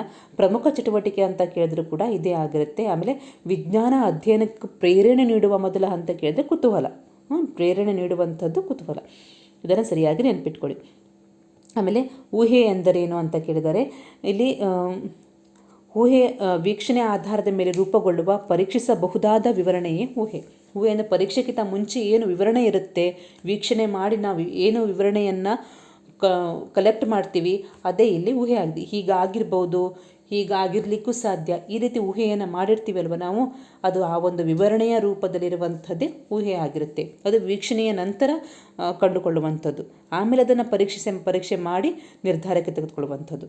ಊಹೆ ಅಂದರೆ ನಾವು ಪರೀಕ್ಷೆ ಮಾಡಲಿಕ್ಕೆ ಉಪಯೋಗವಾಗುವಂತಹ ವಿವರಣೆಯಾಗಿದೆ. ಅದು ವೀಕ್ಷಣೆಯ ನಂತರ, ವೀಕ್ಷಣೆಯ ಆಧಾರದ ಮೇಲೆ ಕೊಂಡುಕೊಂಡಂತಹ ವಿವರಣೆಯಾಗಿದೆ. ಆಮೇಲೆ ಮುಂದಿನ ಪ್ರಶ್ನೆ, ವಿಜ್ಞಾನದಲ್ಲಿ ಪ್ರಯೋಗಗಳ ಪಾತ್ರವೇನು ಅಂತ ಕೇಳಿದರೆ, ಇಲ್ಲಿ ಪ್ರಯೋಗಗಳು ಊಹೆಗಳನ್ನು ಪರೀಕ್ಷಿಸಲು ಮತ್ತು ವೈಜ್ಞಾನಿಕ ಸಿದ್ಧಾಂತಗಳನ್ನು ಪ್ರಮಾಣೀಕರಿಸಲು ಸಹಾಯ ಮಾಡ್ತವೆ. ಪ್ರಯೋಗಗಳು ಏನಂತ ಹೇಳಿದ್ರೆ, ನಾವು ಏನು ವೀಕ್ಷಣೆ ಮಾಡಿ ಊಹೆಗಳನ್ನು ತಯಾರು ಮಾಡ್ತೀವಿ, ಆ ಊಹೆಗಳನ್ನು ಪರೀಕ್ಷೆ ಮಾಡಲಿಕ್ಕೆ ಹೌದೋ ಇಲ್ವೋ ಅಂತ ಪರೀಕ್ಷೆ ಮಾಡಲಿಕ್ಕೆ, ಮತ್ತು ಅದರ ನಂತರ ವೈಜ್ಞಾನಿಕ ಸಿದ್ಧಾಂತಗಳನ್ನು ತಯಾರು ಮಾಡಿ ಅದನ್ನು ಪ್ರಮಾಣೀಕರಿಸಲಿಕ್ಕೆ, ಸಿದ್ಧಾಂತವನ್ನು ರೆಡಿ ಮಾಡ್ತೀವಿ, ಮತ್ತೆ ಅದನ್ನು ಆ ಒಂದು ಸಿದ್ಧಾಂತವನ್ನು ಪ್ರಮಾಣೀಕರಿಸ್ತೀವಿ, ಸರಿಯಾಗಿದೆ ಅಂತ ಎಲ್ಲರೂ ಒಪ್ಕೊಳ್ಳೋ ಹಾಗೆ ತಯಾರು ಮಾಡ್ತೀವಿ. ಅದೇ ಒಂದು ವಿಜ್ಞಾನದ ಪ್ರಯೋಗದಲ್ಲಿ ಪ್ರಮುಖವಾದಂಥ ಆ ವಿಜ್ಞಾನದ ಉಪಯೋಗವಾಗಿದೆ. ಆಮೇಲೆ 42ನೇ ಪ್ರಶ್ನೆ, ತೀರ್ಮಾನದ ಅರ್ಥವನ್ನು ತಿಳಿಸಿ ಅಂತ ತೀರ್ಮಾನ ಅಂತ ಹೇಳಿದ್ರೆ ಕೊನೆಯಲ್ಲಿ ಬರುವಂಥದ್ದು. ತೀರ್ಮಾನ ಅಂದರೆ ವೀಕ್ಷಣೆಯನ್ನು ಆಧರಿಸಿ ತೀರ್ಮಾನವನ್ನು ತೆಗೆದುಕೊಳ್ಳೋದು. ನಾವು ಏನು ವೀಕ್ಷಣೆ ಮಾಡ್ತೀವಿ, ಪ್ರಯೋಗ ಮಾಡ್ತೀವಿ, ಎಲ್ಲ ಮಾಡಿ ಆದ ನಂತರ ಏನು ತೀರ್ಮಾನಕ್ಕೆ ಬರ್ತೀವಿ ಅದೇ ಇಲ್ಲಿ ತೀರ್ಮಾನವಾಗಿದೆ. ಅಂದರೆ ತೀರ್ಮಾನ ಎಂದರೆ ವೀಕ್ಷಣೆಯನ್ನು ಆಧರಿಸಿ ತೀರ್ಮಾನವನ್ನು ತೆಗೆದುಕೊಳ್ಳುವಂಥದ್ದು. ಆಮೇಲೆ ದೈನಂದಿನ ಜೀವನದಲ್ಲಿ ವೈಜ್ಞಾನಿಕ ವಿಧಾನವನ್ನು ಬಳಸುವ ಒಂದು ಉದಾಹರಣೆಯನ್ನು ನೀಡಿ ಅಂತ ಹೇಳಿದ್ದಾರೆ. ಇಲ್ಲಿ ಮಕ್ಕಳ ಹಂತಕ್ಕೆ ಬರುವಂಥ ಪೆನ್ ಬರೆಯುವುದು ನಿಲ್ಲಿಸಿರುವ ಕಾರಣವನ್ನು ಕಂಡುಹಿಡಿಯುವುದು. ಅಂದರೆ ಪೆನ್ ಬರಿತಾ ಇದ್ದಾಗ ನಿಂತು ಬಿಡುತ್ತೆ, ಯಾಕೆ ನಿಂತು ಅಂತ ಪ್ರಶ್ನೆ ಕುತೂಹಲ ಆಗುತ್ತೆ, ಪ್ರಶ್ನೆ ಕೇಳ್ತೀವಿ, ಆಮೇಲೆ ಪರೀಕ್ಷೆ ಮಾಡ್ತೀವಿ. ಇದೇ ಒಂದು ಉದಾಹರಣೆಯಾಗಿದೆ. ನಾವು ವಿಜ್ಞಾನವನ್ನು ಏಕೆ ಕಲಿಯಬೇಕು ಅಂತ ಪ್ರಶ್ನೆ ಬರ್ಬೋದು. ವಿಜ್ಞಾನವನ್ನು ಕಲಿಯುವುದರಿಂದ ದೊಡ್ಡ ದೊಡ್ಡ ಸಮಸ್ಯೆಗಳಿಗೆ ಪರಿಹಾರವನ್ನು ಕಂಡುಕೊಳ್ಳಲು ಮತ್ತು ಬ್ರಹ್ಮಾಂಡದ ನಿಗೂಢತೆಯನ್ನು ಭೇದಿಸುವ ನಮ್ಮ ಸಾಮರ್ಥ್ಯಗಳು ವೃದ್ಧಿಯಾಗ್ತವೆ. ಹೌದಲ್ವಾ? ಯಾವುದೇ ದೊಡ್ಡ ದೊಡ್ಡ ಸಮಸ್ಯೆಗಳು ಬಂದರೆ ಅದಕ್ಕೆ ಪರಿಹಾರವನ್ನು ಕಂಡುಕೊಳ್ಳಲಿಕ್ಕೆ, ಆಮೇಲೆ ಇಡೀ ಪ್ರಪಂಚದಲ್ಲಿ ಇಡೀ ಬ್ರಹ್ಮಾಂಡದ ನಿಗೂಢತೆಯನ್ನು ಯಾರೂ ಭೇದಿಸಲಿಕ್ಕೆ ಸಾಧ್ಯವಾಗಿರುವಂತಹ ವಿಷಯವನ್ನು ಭೇದಿಸಲಿಕ್ಕೆ ನಮ್ಮ ಸಾಮರ್ಥ್ಯಗಳು ವೃದ್ಧಿಯಾಗ್ತವೆ. ಆಮೇಲೆ ಮುಂದಿನ ಪ್ರಶ್ನೆ, ಊಹೆಗಳನ್ನು ಪರೀಕ್ಷಿಸಲು ವಿಜ್ಞಾನಿಗಳನ್ನು ಏನನ್ನು ಬಳಸ್ತಾರೆ ಅಂತ ಕೇಳಿದ್ರೆ, ನಾವು ಊಹೆ ಆಗುತ್ತೆ, ಅದು ಊಹೆಯನ್ನು ಪರೀಕ್ಷೆ ಮಾಡಲಿಕ್ಕೆ ಪ್ರಯೋಗಗಳನ್ನು ಬಳಸ್ತಾರೆ. ಹೌದಲ್ವಾ? ಪ್ರಯೋಗ ಮಾಡ್ತಾರೆ ಅವರು, ಆಮೇಲೆ ನಿಖರವಾದಂತಹ ಉತ್ತರವನ್ನು ಕಂಡುಹಿಡಿತಾರೆ, ಸಮಸ್ಯೆಗೆ ಪರಿಹಾರವನ್ನು ಕಂಡುಹಿಡ್ತಾರೆ. ಅದಕ್ಕೂ ಮುಂಚೆ ಪ್ರಯೋಗಗಳನ್ನು ಅವರು ಮಾಡ್ತಾರೆ. ವಿಜ್ಞಾನಿಗಳು ಪ್ರಯೋಗಗಳನ್ನು ಪುನರಾವರ್ತನೆ ಮಾಡುತ್ತಾರೆ. ಯಾಕೆ ಅಂತ ಕೇಳಿದ್ರೆ, ರಿಪೀಟ್ ಮಾಡ್ತಾರೆ ಪ್ರಯೋಗವನ್ನು. ಯಾಕಂತ ಹೇಳಿದ್ರೆ ಅವರು ಕಂಡುಕೊಂಡಂಥ ಫಲಿತಾಂಶವನ್ನು ದೃಢಪಡಿಸಲಿಕ್ಕೆ ಮತ್ತು ನಿಖರತೆಯನ್ನು ಖಚಿತಪಡಿಸಿಕೊಳ್ಳಲು ಮಾಡ್ತಾರೆ. ಏನು ಪ್ರಯೋಗ ಮಾಡ್ತಾರೆ, ಮೊದಲನೇ ಪ್ರಯೋಗದಲ್ಲಿ, ಎರಡನೇ ಪ್ರಯೋಗದಲ್ಲಿ, ಮೂರನೇ ಎಷ್ಟು ಸಲ ಪ್ರಯೋಗ ಮಾಡ್ತಾರೋ ಅಲ್ಲಿ ಸರಿಯಾದಂಥ ನಿಖರವಾದ ಉತ್ತರ ಅಥವಾ ಪರಿಹಾರ ಕಂಡುಕೊಳ್ತಾರೆ ಅವರು. ಅದೇ ದೃಢವಾಗಿ ಅವರು ಫಲಿತಾಂಶವನ್ನು ಪ್ರಕಟ ಮಾಡ್ತಾರೆ. ಈ ರೀತಿ ಪ್ರಯೋಗಗಳನ್ನು ಪುನರಾವರ್ತನೆ ಮಾಡುವ ಒಂದು ಅವಶ್ಯಕತೆಯಲ್ಲಿ ಇರುತ್ತೆ. ಆಮೇಲೆ ವಿಜ್ಞಾನದ ಅಧ್ಯಯನ ಪ್ರಕ್ರಿಯೆಯಲ್ಲಿ ಪ್ರಶ್ನೆಗಳ ಪಾತ್ರವೇನು ಅಂತ ಕೇಳಿದರೆ, ಪ್ರಶ್ನೆ ಕೇಳೋದು ಏನು, ಪ್ರಶ್ನೆ ಕೇಳೋದ್ರಿಂದ ಏನಾಗುತ್ತೆ ಅಂತ, ಅದರ ಪ್ರಾಮುಖ್ಯತೆ ಏನು ಅಂತ ಕೂಡ ಕೇಳ್ಬೋದು. ಪ್ರಶ್ನೆಗಳು ಅಧ್ಯಯನಕ್ಕೆ ಪ್ರೇರಣೆ ನೀಡುತ್ತವೆ ಮತ್ತು ಹೊಸ ಅನುಭವಗಳ ಅರಿವಿಗೆ ದಾರಿ ಮಾಡಿಕೊಡುತ್ತದೆ. ಅದಲ್ವಾ? ನಮಗೆ ಒಂದು ಪ್ರಶ್ನೆ ಕೇಳೋದ್ರಿಂದ ಪ್ರೇರಣೆ ಆಗುತ್ತೆ, ಯಾವುದಕ್ಕೆ? ಪ್ರಯೋಗ ಮಾಡಲಿಕ್ಕೆ. ಮತ್ತು ಹೊಸ ಅನುಭವ ಕೂಡ, ಹೊಸ ಅನುಭವ ನಮ್ಮ ಅರಿವಿಗೆ ಬರುತ್ತೆ. ಈ ರೀತಿ ಪ್ರಶ್ನೆಗಳು ನಮಗೆ ಒಂದು ಪ್ರೇರಣೆ, ಪ್ರಶ್ನೆ ಅಧ್ಯಯನಕ್ಕೆ ಪ್ರೇರಣೆ ಮತ್ತು ಹೊಸ ಅನುಭವಗಳ ಅರಿವಿಗೆ ದಾರಿಯನ್ನು ಮಾಡಿಕೊಡ್ತವೆ. ಆಮೇಲೆ ನೇರವಾಗಿ ವಿಜ್ಞಾನ ಎಂದರೇನು ಅನ್ನುವಂತಹ ಪ್ರಶ್ನೆ. ವಿಜ್ಞಾನವು ನಾವು ವಾಸಿಸುತ್ತಿರುವ ಜಗತ್ತನ್ನು, ಈ ಪರಿಸರವನ್ನು ಅರ್ಥ ಮಾಡಿಕೊಳ್ಳಲು ಮತ್ತು ಈ ಬ್ರಹ್ಮಾಂಡದ ರಹಸ್ಯಗಳನ್ನು ಹೊರಗೆಡಹಲು ಆಲೋಚಿಸುವ, ವೀಕ್ಷಿಸುವ ಮತ್ತು ಕಾರ್ಯನಡೆಸುವ ವಿಧಾನವಾಗಿದೆ. ವಿಜ್ಞಾನ ಅಂದರೆ ನಾವೇನು ವಾಸಿಸ್ತೀವಿ ಈ ಜಗತ್ತಲ್ಲಿ ಅದನ್ನು ಅರ್ಥ ಮಾಡಿಕೊಳ್ಳಿಕ್ಕೆ, ಅದು ಯಾಕೆ, ಏನು, ಹೇಗೆ ಅಂತ ಅರ್ಥ ಮಾಡಿಕೊಳ್ಳಿಕ್ಕೆ ಮತ್ತು ಇಡೀ ಬ್ರಹ್ಮಾಂಡದ, ನಾವು ವಾಸಿಸುವ ಈ ಭೂಮಿ ಮಾತ್ರ ಅಲ್ಲ, ಇಡೀ ಬ್ರಹ್ಮಾಂಡದ ರಹಸ್ಯಗಳನ್ನು ಹೊರತೆಗೆಯಲಿಕ್ಕೆ ಒಂದು ಆಲೋಚಿಸುವ, ಇನ್ನೊಂದು ವೀಕ್ಷಿಸುವ ಮತ್ತು ಕಾರ್ಯನಡೆಸುವ ಅಂದರೆ ಪರೀಕ್ಷೆ ಮಾಡುವ, ಪ್ರಯೋಗ ಮಾಡುವ ವಿಧಾನವಾಗಿದೆ. ಆಮೇಲೆ ವಿಜ್ಞಾನ ಅಧ್ಯಯನದಲ್ಲಿ ಕುತೂಹಲ ಹೇಗೆ ಸಹಾಯ ಮಾಡುತ್ತೆ ಅಂತ, ಪ್ರಶ್ನೆಗಳು ಹೇಗೆ ಸಹಾಯ ಮಾಡುತ್ತೆ ಅಂತ ಆಯಿತು. ಈಗ ಕುತೂಹಲ ಹೇಗೆ ಸಹಾಯ ಮಾಡುತ್ತೆ ಅಂತ ಹೇಳಿದ್ರೆ, ಕುತೂಹಲ ವಿದ್ಯಾರ್ಥಿಗಳಿಗೆ ಮೊದಲನೇದಾಗಿ ಪ್ರಶ್ನೆ ಕೇಳುವಂಥದ್ದು ಮತ್ತು ಆಮೇಲೆ ಅನ್ವೇಷಣೆ ಮಾಡಲು ಪ್ರೇರಣೆ ನೀಡುತ್ತದೆ ಮತ್ತು ಅವುಗಳೇ ವೈಜ್ಞಾನಿಕ ಆವಿಷ್ಕಾರಗಳ ಪ್ರಾರಂಭಿಕ ಹಂತಗಳಾಗುಂಟು. ಮೊದಲು ಪ್ರಶ್ನೆ ಮಾಡುವಂಥದ್ದು, ಆಮೇಲೆ ಅನ್ವೇಷಣೆ ಮಾಡಲಿಕ್ಕೆ ಪ್ರೇರಣೆ ನೀಡುವಂಥದ್ದು. ಇವು ವೈಜ್ಞಾನಿಕ ಆವಿಷ್ಕಾರದ ಪ್ರಾರಂಭಿಕ ಹಂತಗಳಾಗಿವೆ. ಇದು ವಿದ್ಯಾರ್ಥಿಗಳನ್ನು ವೀಕ್ಷಿಸಲು, ಪ್ರಯೋಗಗಳನ್ನು ಮಾಡಲು ಮತ್ತು ಆಲೋಚನೆಗಳನ್ನು ಆಳವಾಗಿ ಅರ್ಥ ಮಾಡಿಕೊಳ್ಳಲು ಉತ್ತೇಜಿಸುತ್ತದೆ. ಈ ಕುತೂಹಲ ಅನ್ನುವಂಥದ್ದು ವಿದ್ಯಾರ್ಥಿಗಳಿಗೆ ಒಂದು ಪ್ರಶ್ನೆ ಕೇಳಲು ಮತ್ತು ಅನ್ವೇಷಣೆ ಮಾಡಲು ಪ್ರೇರಣೆ ನೀಡ್ತದೆ, ಮೋಟಿವೇಶನ್ ಮಾಡುತ್ತೆ. ಮತ್ತು ಅದೇ ಮೋಟಿವೇಶನ್ ಏನು ಮಾಡುತ್ತೆ, ವೈಜ್ಞಾನಿಕ ಆವಿಷ್ಕಾರದ ಪ್ರಾರಂಭಿಕ ಹಂತ ಆಗುಂಟು. ಪ್ರಶ್ನೆ ಕೇಳೋದು ಮತ್ತು ಅನ್ವೇಷಣೆ ವೈಜ್ಞಾನಿಕ ಆವಿಷ್ಕಾರದ ಪ್ರಾರಂಭಿಕ ಹಂತಗಳಾಗುಂಟು. ಕೇಳಬಹುದು ವೈಜ್ಞಾನಿಕ ಆವಿಷ್ಕಾರದ ಪ್ರಾರಂಭಿಕ ಹಂತ ಯಾವುದು ಅಂತ, ಪ್ರಶ್ನೆ ಕೇಳುವುದು ಮತ್ತು ಅನ್ವೇಷಣೆ. ಇದು ಏನು ಮಾಡುತ್ತೆ ಅಂತಂದರೆ ವಿದ್ಯಾರ್ಥಿಗಳಿಗೆ ಮೊದಲು ವೀಕ್ಷಿಸಲಿಕ್ಕೆ, ಅದರ ನಂತರ ಪ್ರಯೋಗ ಮಾಡಲಿಕ್ಕೆ ಮತ್ತು ಆಲೋಚನೆಗಳನ್ನು ಆಳವಾಗಿ ಅರ್ಥ ಮಾಡಿಕೊಳ್ಳಲಿಕ್ಕೆ ಅದು ಉತ್ತೇಜನವನ್ನು ನೀಡುತ್ತೆ. ಆಮೇಲೆ ವಿಜ್ಞಾನ ಎಲ್ಲೆಡೆ ಇದೆ, ಇದರ ಅರ್ಥವೇನು ಅಂತ ಅಂದರೆ ಸರ್ವವ್ಯಾಪಿ. ಇದರ ಅರ್ಥ ಏನು ಅಂತ ಕೇಳಿದರೆ, ಯಾಕೆ ಅಂತ. ವಿಜ್ಞಾನ ಎಲ್ಲೆಡೆ ಇದೆ ಅಂದರೆ ನಾವು ದೈನಂದಿನ ಜೀವನದಲ್ಲಿ ಮಾಡುವ ಎಲ್ಲ ಕೆಲಸಗಳಲ್ಲಿ ವಿಜ್ಞಾನದ ತತ್ವಗಳು ಒಳಗೊಂಡಿರ್ತವೆ. ಯಾವುದೇ ಕೆಲಸ ಆಗಿರಲಿ ಅದು ವೈಜ್ಞಾನಿಕ ಕಾರಣವನ್ನು ಒಳಗೊಂಡಿನೇ ಇರುವಂಥದ್ದು. ಉದಾಹರಣೆಗೆ ನೀರು ಕುದಿಯುವುದು, ಹವಾಮಾನವನ್ನು ಅರ್ಥ ಮಾಡಿಕೊಳ್ಳುವುದು, ಎಲೆಕ್ಟ್ರಾನಿಕ್ ಉಪಕರಣಗಳನ್ನು ಬಳಸುವುದು, ಇವೆಲ್ಲಕ್ಕೂ ವಿಜ್ಞಾನನೇ ಕಾರಣ. ಹೌದಲ್ವಾ? ಹಾಗಾಗಿ ಎಲ್ಲ ರಂಗದಲ್ಲೂ ಕೂಡ ಈ ವಿಜ್ಞಾನ ಪಸರಿಸಿಕೊಂಡುಂಟು. ಹಾಗಾಗಿ ಇದು ಸರ್ವವ್ಯಾಪಿ ಆಗುಂಟು. ವಿಜ್ಞಾನ ಎಲ್ಲೆಡೆ ಇದೆ. ಆಮೇಲೆ ವಿಜ್ಞಾನವನ್ನು ಏಕೆ ಸಾಹಸ ಎಂದು ಕರೀತಾರೆ? ಸಾಹಸ ಅಂತ ಯಾಕೆ ಕರೀತಾರೆ ವಿಜ್ಞಾನವನ್ನು ಸಾಹಸ ಅಂತ ಕರೀತಾರೆ? ಯಾಕೆಂದರೆ ಅದು ಅಜ್ಞಾತವನ್ನು ಅನ್ವೇಷಿಸುವುದು. ಅಜ್ಞಾತ ಅಂದರೆ ಗೊತ್ತಿಲ್ಲದೆ ಇರುವುದನ್ನು ಅನ್ವೇಷಣೆ ಮಾಡುತ್ತೆ. ಅದು ಪ್ರಶ್ನೆಗಳನ್ನು ಕೇಳುತ್ತೆ, ಆಮೇಲೆ ಪ್ರಯೋಗಗಳನ್ನು ನಡೆಸುತ್ತೆ ಮತ್ತು ಹೊಸ ವಿಷಯಗಳನ್ನು ಕಂಡುಹಿಡಿಯುವುದನ್ನು ಒಳಗೊಂಡಿರುತ್ತದೆ. ಇದು ಒಂದು ರೋಮಾಂಚಕ ಪ್ರಯಾಣದಂತೆ ಇರುತ್ತದೆ. ಇಲ್ಲಿ 4 ಆಪ್ಷನ್ಸ್ಗಳನ್ನು ಕೊಡ್ಬೋದು, ಬೇರೆ ಬೇರೆ ಆಪ್ಷನ್ಗಳನ್ನು ಕೊಟ್ಟು ವಿಜ್ಞಾನ ಇದೆ ಸಾಹಸ ಅಂತ ಕರೀಲಿಕ್ಕೆ ಇದರಲ್ಲಿ ಕಾರಣ ಅಂತ. 3 ಸರಿಯಾಗಿ ಕೊಟ್ಟು 1 ತಪ್ಪು ಕೊಡ್ಬೋದು. ಇಲ್ಲಿ ನೋಡಿ, ವಿಜ್ಞಾನ ಅಂತ ಹೇಳಿದ್ರೆ ಒಂದು ಅಜ್ಞಾತವನ್ನು ಗೊತ್ತಿಲ್ಲದೆ ಇರುವುದನ್ನು ಅನ್ವೇಷಿಸುವಂಥದ್ದು, ಆಮೇಲೆ ಪ್ರಶ್ನೆಗಳನ್ನು ಕೇಳುವಂಥದ್ದು, ಪ್ರಯೋಗಗಳನ್ನು ನಡೆಸುವಂಥದ್ದು ಮತ್ತು ಹೊಸ ವಿಷಯಗಳನ್ನು ಕಂಡುಹಿಡಿಯುವಂಥದ್ದು. ಇದೊಂದು ರೋಮಾಂಚಕ ಪ್ರಯಾಣದಂತೆ ಇದೆ. ಹಾಗಾಗಿ ವಿಜ್ಞಾನವನ್ನು ಸಾಹಸ ಅಂತ ಕರೆದಿದ್ದಾರೆ. ಆಮೇಲೆ ವೈಜ್ಞಾನಿಕ ವಿಧಾನ ಎಂದರೇನು ಅಂತ ಕೇಳಿದರೆ, ವೈಜ್ಞಾನಿಕ ವಿಧಾನದ ಮೊದಲ ಹಂತ ವೀಕ್ಷಣೆ ಅಥವಾ ಅವಲೋಕನವಾಗಿದೆ. ಇಲ್ಲಿ ವೈಜ್ಞಾನಿಕ ವಿಧಾನ ಏನಪ್ಪ ಕೇಳಿದ್ರೆ, ವೈಜ್ಞಾನಿಕ ವಿಧಾನವೆಂದರೆ ಸಮಸ್ಯೆಗಳನ್ನು ಅನ್ವೇಷಿಸಲು ಮತ್ತು ಅರ್ಥ ಮಾಡಿಕೊಳ್ಳಲು ಬಳಸುವ ವೈಜ್ಞಾನಿಕ ವಿಧಾನವಾಗಿದೆ. ಇದು ಅವಲೋಕನ, ಪ್ರಶ್ನೆಗಳು, ಊಹೆ, ಪ್ರಯೋಗ ಮತ್ತು ತೀರ್ಮಾನಗಳನ್ನು ಒಳಗೊಂಡಿರುವಂಥದ್ದು. ಇದು ಇದರ ಹಂತಗಳಾಗುಂಟು. ಮುಂದೆ ಅದನ್ನು ಫ್ಲೋ ಚಾರ್ಟಲ್ಲಿ ತೋರಿಸ್ತೀನಿ. ಇಲ್ಲಿ ವೈಜ್ಞಾನಿಕ ವಿಧಾನ ಅಂತ ಹೇಳಿದ್ರೆ ಸಮಸ್ಯೆಗಳನ್ನು ಅನ್ವೇಷಿಸಲು ಮತ್ತು ಅರ್ಥ ಮಾಡಿಕೊಳ್ಳಲು ಬಳಸುವ ವೈಜ್ಞಾನಿಕ ವಿಧಾನವಾಗಿದೆ. ಒಂದು ಸಮಸ್ಯೆಗಳನ್ನು ಅನ್ವೇಷಣೆ ಮಾಡಲಿಕ್ಕೆ ಮತ್ತು ಅದನ್ನು ಸರಿಯಾಗಿ ಅರ್ಥ ಮಾಡಿಕೊಳ್ಳಲಿಕ್ಕೆ, ಅದನ್ನು ಬಿಡಿಸಲಿಕ್ಕೆ ಬಳಸುವಂಥ ವೈಜ್ಞಾನಿಕ ವಿಧಾನ. ಇದರಲ್ಲಿ ಅವಲೋಕನ, ಪ್ರಶ್ನೆಗಳು, ಊಹೆ, ಪ್ರಯೋಗ ಮತ್ತು ತೀರ್ಮಾನಗಳು ಒಳಗೊಂಡಿರ್ತವೆ. ಆಮೇಲೆ ನಮ್ಮ ಪ್ರಶ್ನೆಗಳಿಗೆ ಉತ್ತರಗಳನ್ನು ನಮ್ಮಷ್ಟಕ್ಕೆ ನಾವೇ ಕಂಡುಕೊಳ್ಳಲು ಹೇಗೆ ಪ್ರಯತ್ನಿಸಬಹುದು ಅಂತ ಕೇಳಿದ್ದಾರೆ. ನಮ್ಮಷ್ಟಕ್ಕೆ ನಾವೇ ಹೇಗೆ ಅದು ಉತ್ತರವನ್ನು ಕಂಡುಹಿಡಿಯಬಹುದು ಅಂತ ಕೇಳಿದ್ದಾರೆ. ವೈಜ್ಞಾನಿಕ ಪರಿಶೀಲನೆ ಅಥವಾ ವಿಚಾರಣೆಯ ಮೂಲಕ ನಾವು ನಮ್ಮದೇ ಆದ ಪ್ರಶ್ನೆಗಳಿಗೆ ಉತ್ತರಗಳನ್ನು ಕಂಡುಹಿಡಿಯಬಹುದು. ಹೌದಲ್ವಾ? ಇಲ್ಲಿ ವಸ್ತುಗಳನ್ನು ಗಮನವಿಟ್ಟು ನೋಡುವಂಥದ್ದು, ಅಂದರೆ ವೀಕ್ಷಣೆ ಮಾಡುವಂಥದ್ದು, ಆಮೇಲೆ ಪ್ರಶ್ನೆ ಕೇಳೋದು, ಯಾಕೆ ಏನು ಅಂತ ಪ್ರಶ್ನೆ ಕೇಳೋದು ಮತ್ತು ಸರಳ ಪ್ರಯೋಗಗಳನ್ನ ಮಾಡುವುದು ಇದರ ಭಾಗಗಳಾಗಿವೆ. ಇಲ್ಲಿ ವೈಜ್ಞಾನಿಕ ಪರಿಶೀಲನೆ ಅಥವಾ ವಿಚಾರಣೆ ಅಂತ ಹೇಳಿದ್ರೆ ಅದರ ಮೂಲಕ ನಾವು ಕೆಲವೊಂದು ಪ್ರಶ್ನೆಗಳನ್ನು ಕೇಳಿ ಅದನ್ನು ಸರಿಯಾಗಿ ನೋಡುವಂಥದ್ದು, ವೀಕ್ಷಣೆ ಮಾಡುವಂಥದ್ದು, ಅದರ ನಂತರ ಅದು ಯಾಕೆ ಏನು ಎತ್ತ ಅಂತ ಪ್ರಶ್ನೆ ಕೇಳೋದು, ಆಮೇಲೆ ಸರಳವಾಗಿರುವಂಥ ಪ್ರಯೋಗಗಳನ್ನ ಮಾಡೋದ್ರ ಮೂಲಕ ನಮ್ಮ ಒಂದು ಪ್ರಶ್ನೆಗಳಿಗೆ ನಮ್ಮಷ್ಟಕ್ಕೆ ನಾವೇ ಉತ್ತರವನ್ನು ಕಂಡುಹಿಡಿಯಬಹುದು. ಆಮೇಲೆ ವಿಜ್ಞಾನದಲ್ಲಿ ವೀಕ್ಷಣೆಯ ಪಾತ್ರವನ್ನು ವಿವರಿಸಿ ಅಂತ. ವೀಕ್ಷಣೆಯ ಮೊದಲ ಹಂತ ಇದಾಗಿದೆ. ಇಲ್ಲಿ ವಿಜ್ಞಾನದಲ್ಲಿ ವೀಕ್ಷಣೆಯ ಪ್ರಥಮ ಹಾಗೂ ಪ್ರಮುಖ ಹಂತ ಕೂಡ ಆಗಿದೆ. ಸೂಕ್ಷ್ಮವಾಗಿ ಮಾಡಿದ ಅವಲೋಕನವು ವೈಜ್ಞಾನಿಕ ಮಾಹಿತಿಯನ್ನು ಸಂಗ್ರಹಿಸಲು, ತಾತ್ವಿಕತೆಯನ್ನು ಗುರುತಿಸಲು ಮತ್ತು ಮುಂದಿನ ಪರಿಶೀಲನೆಗೆ ಸೂಕ್ತವಾದ ಪ್ರಶ್ನೆಗಳನ್ನು ಕೇಳಲು ಸಹಕಾರಿಯಾಗಿದೆ. ಹೌದಲ್ವಾ? ಇದು ಮೊದಲ ಮತ್ತು ವಿಜ್ಞಾನದಲ್ಲಿ ವೀಕ್ಷಣೆ ಎನ್ನುವಂಥ ಪ್ರಥಮ ಹಾಗೂ ಪ್ರಮುಖ ಹಂತವಾಗುಂಟು.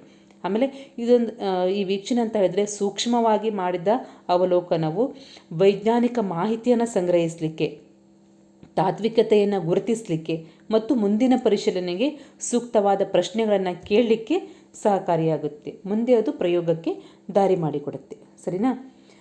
ಇಲ್ಲಿ ವೀಕ್ಷಣೆ ಅಥವಾ ಅವಲೋಕನ ಮತ್ತು ತೀರ್ಮಾನ ಇದರ ನಡುವೆ ಇರುವಂಥ ವ್ಯತ್ಯಾಸ ತಿಳಿಸಿ ಅಂತ ಕೇಳಿದ್ದಾರೆ. ಇಲ್ಲಿ ಅವಲೋಕನ ಅಂದರೆ ಇಂದ್ರಿಯಗಳ ಸಹಾಯದಿಂದ ಮಾಹಿತಿಯನ್ನು ಸಂಗ್ರಹಿಸುವಂಥದ್ದು.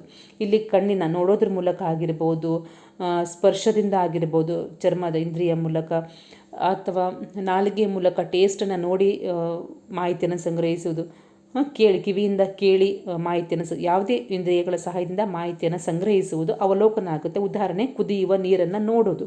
ಇಲ್ಲಿ ಕಣ್ಣಿನಿಂದ ಆ ಕುದಿಯುವ ನೀರನ್ನು ನೋಡಿರುವಂಥದ್ದು ಇಂದ್ರಿಯಗಳ ಸಹಾಯದಿಂದ ಮಾಹಿತಿಯನ್ನು ಸಂಗ್ರಹಿಸುವುದಾಗಿದೆ. ತೀರ್ಮಾನ ಏನಪ್ಪ ಅಂತ ಹೇಳಿದರೆ ಅವಲೋಕನದ ಆಧಾರದ ಮೇಲೆ ಅದನ್ನು ವೀಕ್ಷಣೆ ಮಾಡೋದ್ರ ನಂತರ ಅದರ ಆಧಾರದ ಮೇಲೆ ಏನು ತೀರ್ಮಾನವನ್ನು ತಗೊಳ್ತೀವೋ ಅದೇ ತೀರ್ಮಾನ ಆಗಿರುತ್ತೆ. ಉದಾಹರಣೆ, ನೀರು ಕುದಿಯಲು ಕಾರಣ ಏನು ಅಂತ ಹೇಳಿದ್ರೆ ಉಷ್ಣವನ್ನು ನೀಡಿರುವಂಥದ್ದು, ಗ್ಯಾಸನ್ನು ಸ್ಟೌವನ್ನು ಹೆಚ್ಚಿರುವಂಥದ್ದು, ನೀರಿಗೆ ಉಷ್ಣತೆ ನೀಡುವುದರಿಂದ ಅದು ಕುದಿತಾ ಇದೆ ಅನ್ನುವಂಥದ್ದು ನಮ್ಮ ಅರಿವಿಗೆ ಬರುತ್ತೆ. ಅದೇ ಉತ್ತರವಾಗುತ್ತೆ. ಸರಿನಾ? ಇದು ಅವಲೋಕನ ಮತ್ತು ತೀರ್ಮಾನಕ್ಕಿರುವಂತಹ ವ್ಯತ್ಯಾಸ. ಆಮೇಲೆ ಮುಂದಿನ ಪ್ರಶ್ನೆ, ವಿಜ್ಞಾನದ ಪ್ರಭಾವದಿಂದ ನಾವು ಉತ್ತಮ ಸಮಸ್ಯೆ ಪರಿಹಾರಕರಾಗಿ ಹೇಗೆ ಬದಲಾಗುತ್ತೇವೆ? ಈ ವಿಜ್ಞಾನದ ಅದರ ಪ್ರಭಾವದಿಂದ ನಾವು ಒಂದು ಸಮಸ್ಯೆಗೆ ಉತ್ತಮ ಪರಿಹಾರಕರಾಗಿ ಹೇಗೆ ಬದಲಾಗುತ್ತೇವೆ ಅಂತ ಕೇಳಿದರೆ, ಒಂದು ತರ್ಕಬದ್ಧವಾಗಿ ಚಿಂತನೆ ಮಾಡುವುದು, ಸೂಕ್ಷ್ಮವಾಗಿ ಅವಲೋಕನ ಮಾಡುವುದು, ಪ್ರಶ್ನೆಗಳನ್ನು ಕೇಳುವುದು ಮತ್ತು ಪರಿಹಾರಗಳನ್ನು ಪರೀಕ್ಷಿಸುವುದು ಹೇಗೆ ಎಂದು ವಿಜ್ಞಾನವು ನಮಗೆ ಕಲಿಸುತ್ತದೆ. ಹೀಗೆ ನಿಜ ಜೀವನದ ಸಮಸ್ಯೆಗಳನ್ನು ಪರಿಹಾರ ಮಾಡುವಲ್ಲಿ ಉಪಯುಕ್ತವಾಗಿದೆ. ನಮಗೆ ವಿಜ್ಞಾನ ಏನು ಕಲಿಸುತ್ತೆ ಅಂತ ಹೇಳಿದರೆ, ತರ್ಕಬದ್ಧವಾಗಿ ಚಿಂತನೆ ಮಾಡಲಿಕ್ಕೆ, ಇನ್ನೊಂದು ಸೂಕ್ಷ್ಮವಾಗಿ ಅವಲೋಕನ ಮಾಡಲಿಕ್ಕೆ ಮತ್ತು ಪ್ರಶ್ನೆಗಳನ್ನು ಕೇಳೋದ್ರಿಂದ ಪರಿಹಾರಗಳನ್ನು ಪರೀಕ್ಷಿಸುವುದು ಹೇಗೆ ಅಂತ ವಿಜ್ಞಾನ ಕಲಿಸುತ್ತೆ. ಅದೇ ನಮಗೆ ಮುಂದಿನ ನಮ್ಮ ಜೀವನದಲ್ಲಿ ಸಮಸ್ಯೆಗಳು ಬಂದಾಗ ಅದನ್ನು ಪರಿಹಾರ ಮಾಡಿಕೊಳ್ಳಿಕ್ಕೆ ಈ ವಿಜ್ಞಾನ ಉಪಯುಕ್ತವಾಗಿರುವಂಥದ್ದು. ಸರಿನಾ? ಮುಂದೆ ವಿಜ್ಞಾನಿಗಳು ವೈಜ್ಞಾನಿಕ ವಿಧಾನವನ್ನು ಬಳಸಿ ಸಮಸ್ಯೆಗಳನ್ನು ಹೇಗೆ ಪರಿಶೀಲಿಸುತ್ತಾರೆ ಅಂತ ಹೇಳಿದ್ರೆ, ವಿಜ್ಞಾನಿಗಳು ಈ ವೈಜ್ಞಾನಿಕ ವಿಧಾನ ಬಳಸಿ ಹೇಗೆ ಪರಿಶೀಲನೆ ಮಾಡ್ತಾರೆ ಅಂದರೆ, ಮೊದಲು ಅವರು ಏನು ಮಾಡ್ತಾರೆ ಅಂತ ಹೇಳಿದ್ರೆ ಅವಲೋಕನ ಮಾಡ್ತಾರೆ, ನಂತರ ಪ್ರಶ್ನೆಗಳನ್ನು ಕೇಳ್ತಾರೆ, ಆಮೇಲೆ ಊಹೆಗಳನ್ನು ರೂಪಿಸ್ತಾರೆ, ಪ್ರಯೋಗ ಮಾಡ್ತಾರೆ ಮತ್ತು ಫಲಿತಾಂಶವನ್ನು ವಿಶ್ಲೇಷಿಸಿ ಕೊನೆಯಲ್ಲಿ ತೀರ್ಮಾನಕ್ಕೆ ಬರುವಂಥದ್ದು. ಮೊದಲು ಅವಲೋಕನ ಮಾಡುತ್ತಾರೆ, ಪ್ರಶ್ನೆಗಳನ್ನು ಕೇಳುತ್ತಾರೆ, ಊಹೆ ರೂಪಿಸ್ತಾರೆ, ಪ್ರಯೋಗ ಮಾಡ್ತಾರೆ, ಆಮೇಲೆ ಫಲಿತಾಂಶವನ್ನು ವಿಶ್ಲೇಷಿಸಿ ತೀರ್ಮಾನಕ್ಕೆ ಬರುತ್ತಾರೆ. ಈ ರೀತಿ ವೈಜ್ಞಾನಿಕ ವಿಧಾನವನ್ನು ಬಳಸ್ತಾರೆ. ಇದು ಅದರ ಹಂತಗಳಾಗಿವೆ. ಇಲ್ಲಿ ನಿಮಗೆ ಫ್ಲೋ ಚಾರ್ಟಲ್ಲಿ ಇದರ ಹಂತಗಳನ್ನು ತೋರಿಸಿದ್ದೀನಿ. ನೋಡಿ, ಇಲ್ಲಿ ಮೊದಲ ಹಂತ ಅವಲೋಕನ, ಆಮೇಲೆ ಪ್ರಶ್ನೆ ಕೇಳುವುದು, ಊಹೆ ಮಾಡುವುದು, ಪ್ರಯೋಗ, ವಿಶ್ಲೇಷಣೆ, ಆಮೇಲೆ ಕೊನೆಯಲ್ಲಿ ತೀರ್ಮಾನ, ಆಮೇಲೆ ಒಪ್ಪಿಕೊಂಡ ಊಹೆ ಸಿದ್ಧಾಂತವಾಗಿ ಕೊನೆಯಲ್ಲಿ ರೂಪುಗೊಳ್ಳುವಂಥದ್ದು. ಈ ರೀತಿ ಫ್ಲೋ ಚಾರ್ಟಲ್ಲಿ ಮೊದಲ ಹಂತ, ಪ್ರಮುಖವಾದಂತಹ ಹಂತ ಅವಲೋಕನವಾಗಿದೆ. ಆಮೇಲೆ ಪ್ರಶ್ನೆ ಮಾಡುವಂಥದ್ದು, ಊಹೆ, ಪ್ರಯೋಗ, ವಿಶ್ಲೇಷಣೆ, ತೀರ್ಮಾನ, ಒಪ್ಪಿಕೊಂಡ ಊಹೆ ಮತ್ತು ಸಿದ್ಧಾಂತ. ಹೀಗೆ ಪ್ರಯೋಗ ಅಲ್ಲಿ ಎಂಡ್ ಆಗುತ್ತೆ, ಸಿದ್ಧಾಂತ ರೂಪುಗೊಳ್ಳುತ್ತೆ, ವೈಜ್ಞಾನಿಕ ಪ್ರಕ್ರಿಯೆ ಕೊನೆಗೊಳ್ಳುತ್ತೆ. ಸರಿನಾ? ಇವಿಷ್ಟು ಒಂದು ಟಿಗೆ ಹೊಸ ಅಧ್ಯಾಯವಾಗಿರೋದನ್ನ ತುಂಬ ಇಂಪಾರ್ಟೆಂಟ್ ಅಂತ ಅನ್ನಿಸ್ತು. ಆಮೇಲೆ ಇಲ್ಲಿ ವಿಜ್ಞಾನಕ್ಕೆ ಸಂಬಂಧಪಟ್ಟಂಥ, ಕುತೂಹಲಕ್ಕೆ ಸಂಬಂಧಪಟ್ಟಂಥ ಪ್ರಶ್ನೆಗಳು, ಅದಕ್ಕೆ ವಿವರಣೆಯನ್ನು ಕೊಡಲಿಕ್ಕೆ ಪ್ರಯತ್ನ ಮಾಡಿದ್ದೀನಿ. ಈ ಪ್ರಶ್ನೆಗಳು ಖಂಡಿತ ಬರುವಂಥ ಸಾಧ್ಯತೆ ಇದೆ, ಹಾಗಾಗಿ ಯಾವುದೇ ನಿರ್ಲಕ್ಷ್ಯ ಬೇಡ, ಸರಿಯಾಗಿ ತಿಳ್ಕೊಳ್ಳಿ. ತುಂಬ ಈಸಿಯಾಗುಂಟು. ಆಮೇಲೆ ಇದನ್ನು ಅರ್ಥ ಆಗಿದೆ ಅಂದ್ಕೋತೀನಿ. ಈ ಒಂದು ವಿಡಿಯೋ ನಿಮಗೆ ಇಷ್ಟ ಆಗಿದರೆ ಲೈಕ್ ಮತ್ತು ನಿಮ್ಮ ಫ್ರೆಂಡ್ ಸರ್ಕಲಲ್ಲಿ ಶೇರ್ ಮಾಡಿ ಅಂತ ಹೇಳ್ತಾ, ಮತ್ತೆ ಮುಂದಿನ ಅವಧಿಯಲ್ಲಿ ಇನ್ನೊಂದು ವಿಷಯದೊಂದಿಗೆ ಮತ್ತೆ ಭೇಟಿ ಆಗ್ತೀನಿ. ಅಲ್ಲಿಯವರೆಗೆ ಧನ್ಯವಾದಗಳು.